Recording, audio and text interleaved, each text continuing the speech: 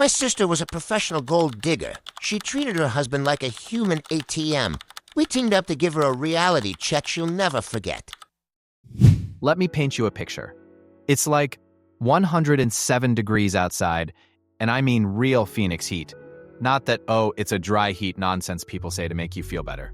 I'm talking about the kind of heat where the asphalt literally shimmers, and you can feel it coming up through your shoes.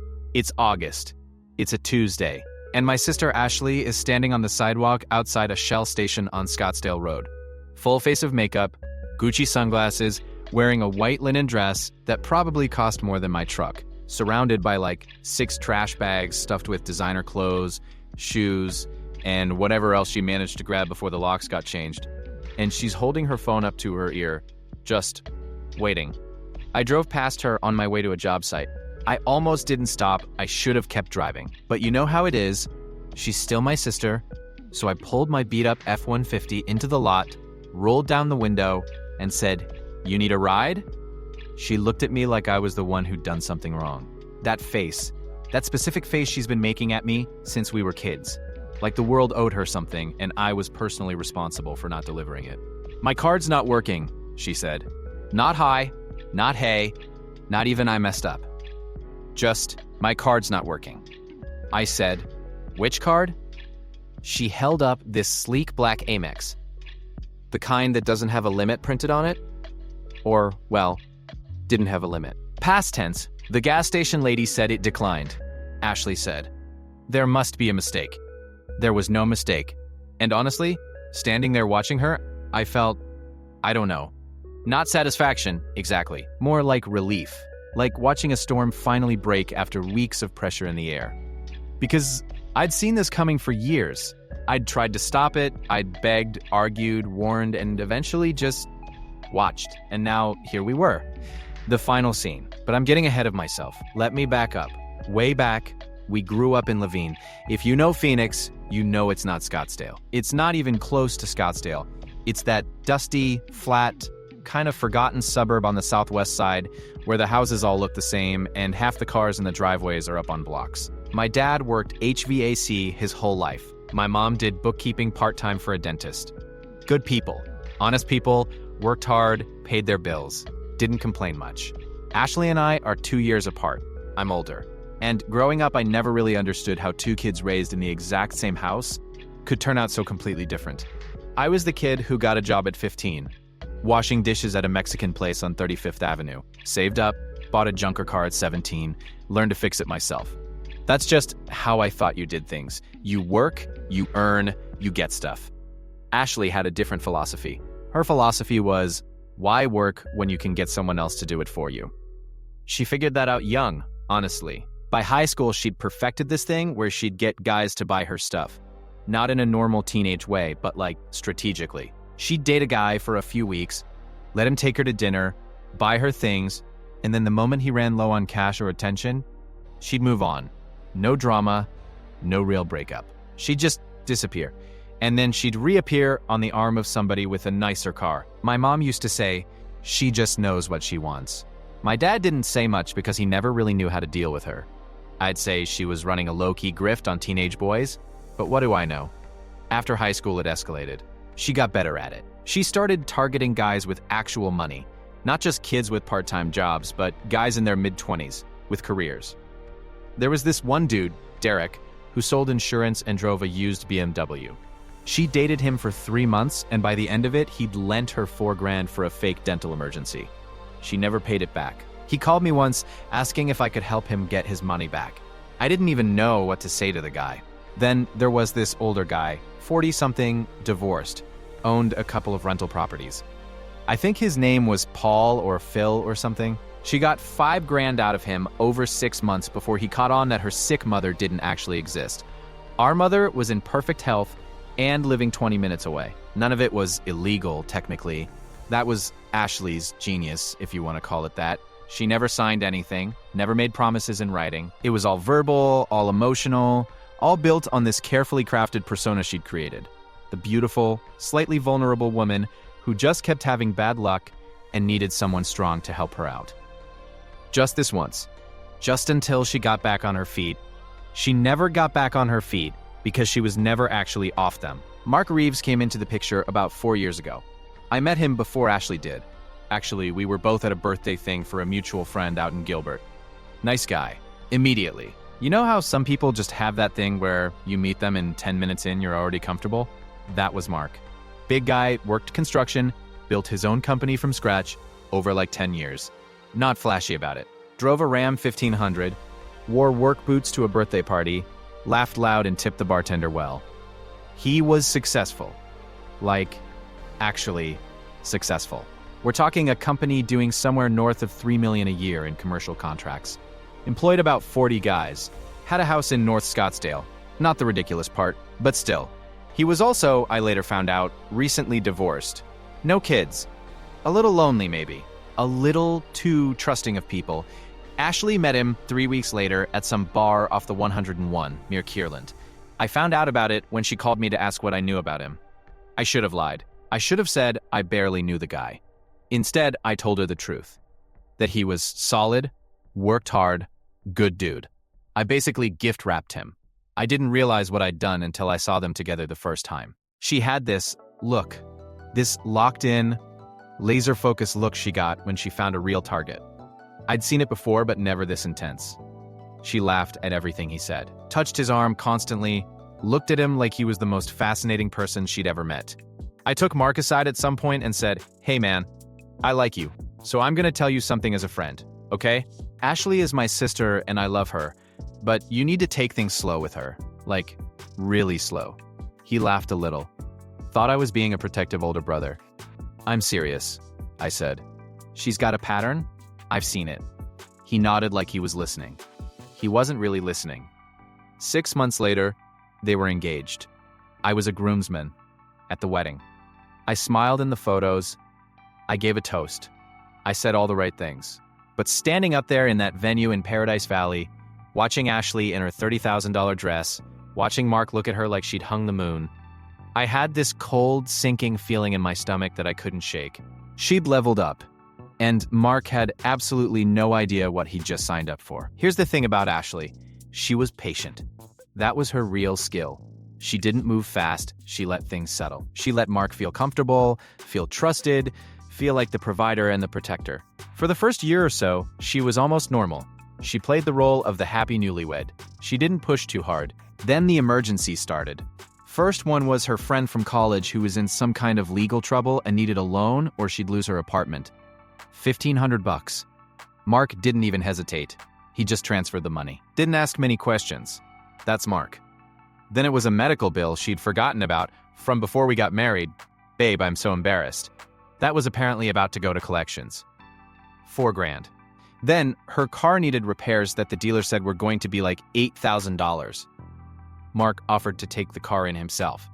Ashley said she'd already handled it. The car, as far as I could tell, was totally fine. I only know the amounts because Mark started talking to me about it. We'd stayed close. Actually, gotten closer, honestly, because I think on some level he trusted me. He'd mention these things almost casually. "Oh, Ashley needed some money for this," and I'd nod and change the subject. Because what was I supposed to say? Your wife is robbing you blind and she's been doing this her whole life? I wasn't there yet. I wasn't ready to blow it all up. But then things got bigger. By year 2, Ashley had convinced Mark to add her to the business accounts. Just the household one at first, then a secondary operating account. Her reasoning was that she was handling household finances, and it was just easier. Mark, who trusted his wife, said sure. I found out later she was making transfers, small ones, irregular, always under reporting thresholds, to an account he didn't know existed. She'd been quietly siphoning money for months. Not huge amounts at first, a few hundred here, a grand there, but it added up. And then there was the storage unit. One of Mark's guys, a foreman named Ricky who'd worked for Mark for years, told Mark he'd seen Ashley loading boxes into a storage place out near the 202. Mark mentioned it to me and said it was probably just old stuff from before they got married. I didn't say anything, but I drove by that storage place. I did my own little stakeout. Yeah, I sat in my truck in a parking lot, like an idiot, eating a gas station burrito from the Circle K across the street, waiting. And sure enough, I saw her pull up in her Escalade and unload shopping bags. Nice bags. Multiple trips. That was when I really understood the scale of what was happening. She wasn't just taking money for fake emergencies. She was building a parallel life, a stash, an exit fund, maybe, or just a hoard. Years of luxury goods, handbags, jewelry, clothes, kept in a climate-controlled unit that Mark didn't know existed, paid for with money from accounts he barely checked. Mark was funding a secret life that existed alongside his real one, and he still had no idea. I want to be clear about something. Up until this point, as disgusted as I was, I hadn't fully committed to doing anything about it. I know that sounds bad. She's my sister. It's complicated.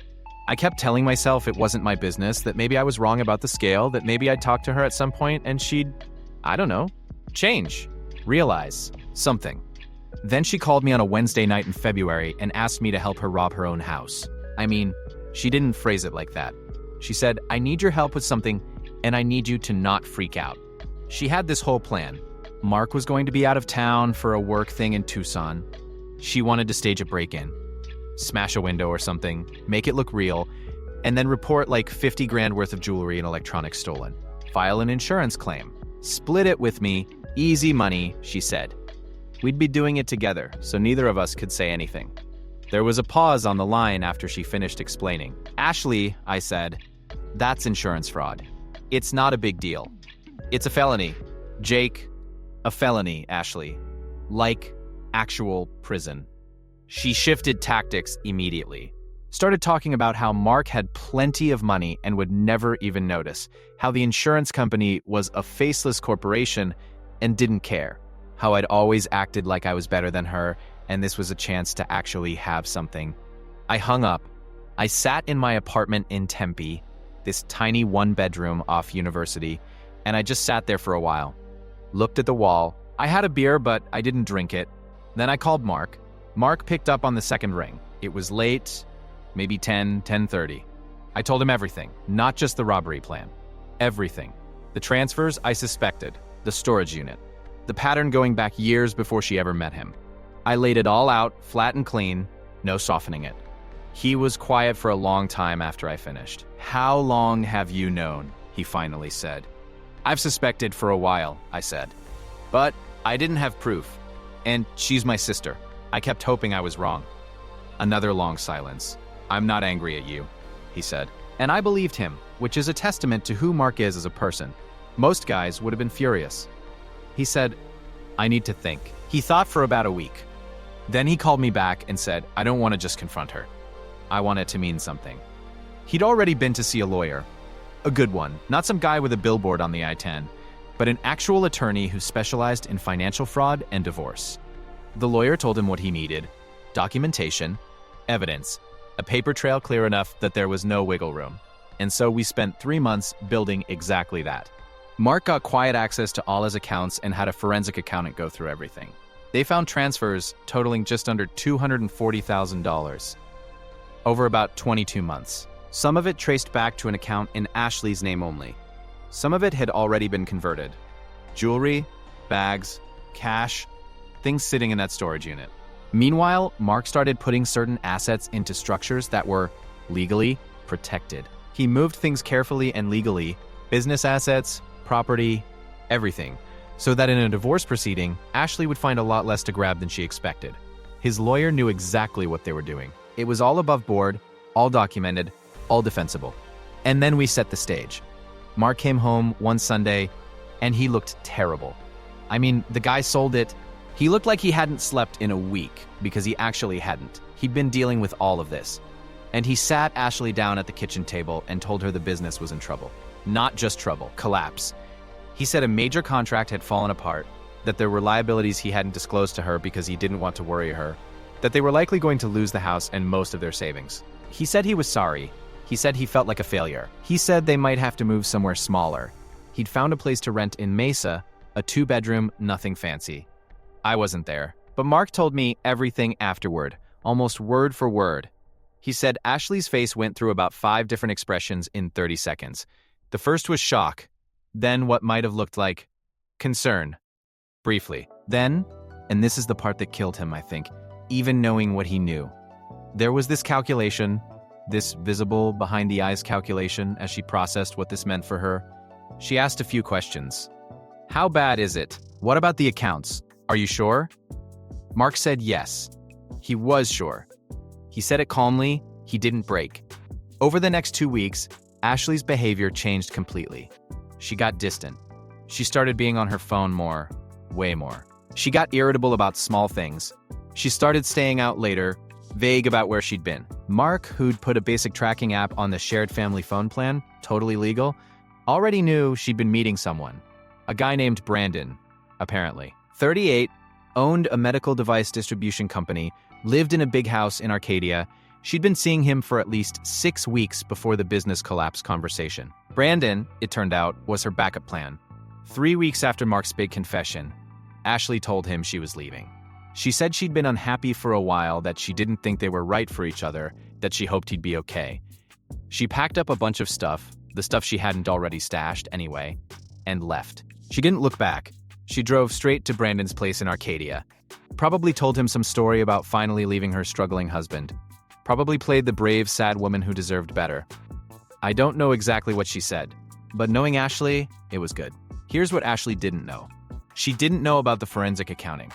She didn't know that every transfer she'd made had been cataloged, time-stamped, and traced. She didn't know that the storage unit had been legally accessed and inventoried.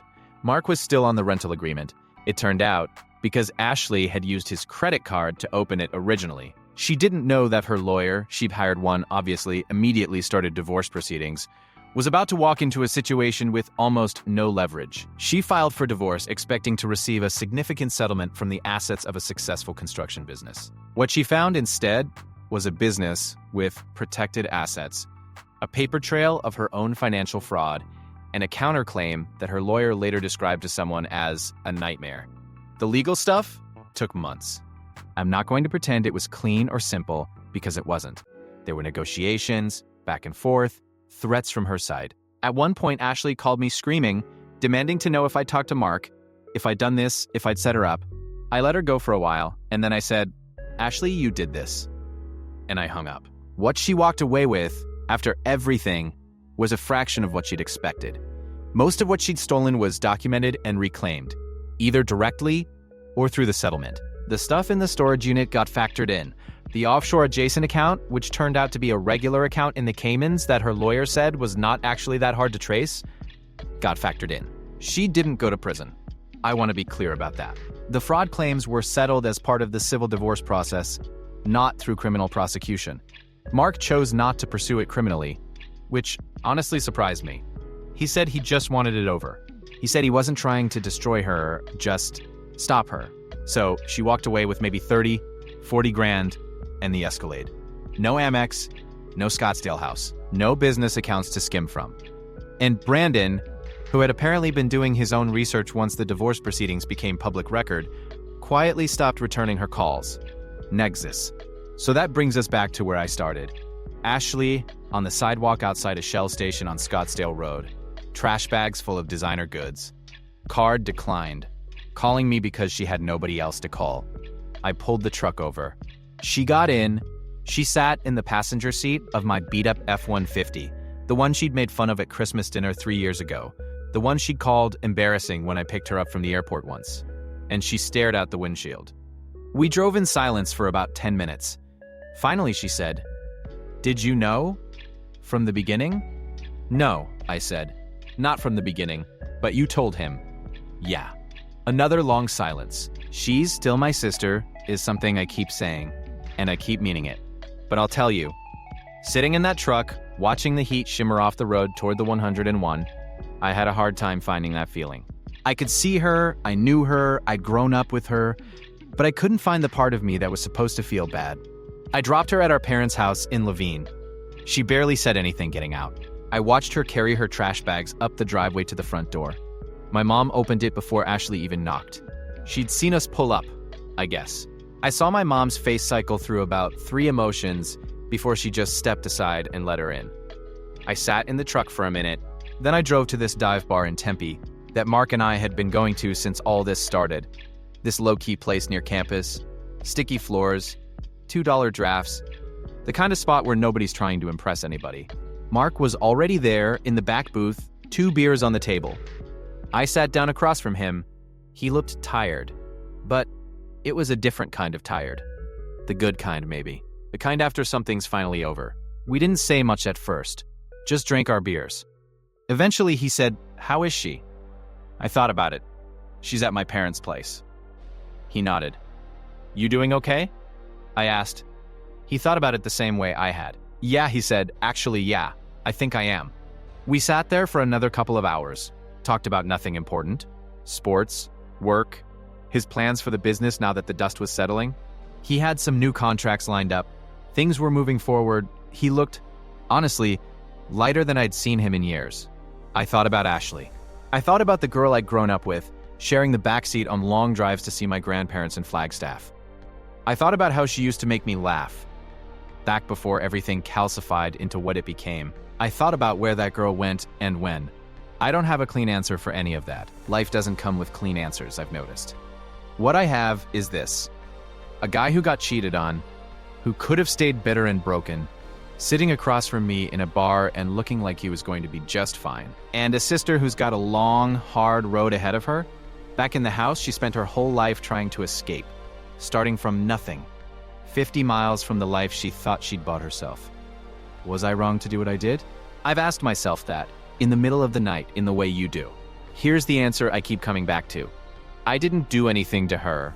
I just stopped pretending I didn't see it. Mark flagged down the bartender and ordered us another round. The AC in the place wasn't working right, and it was hot even inside.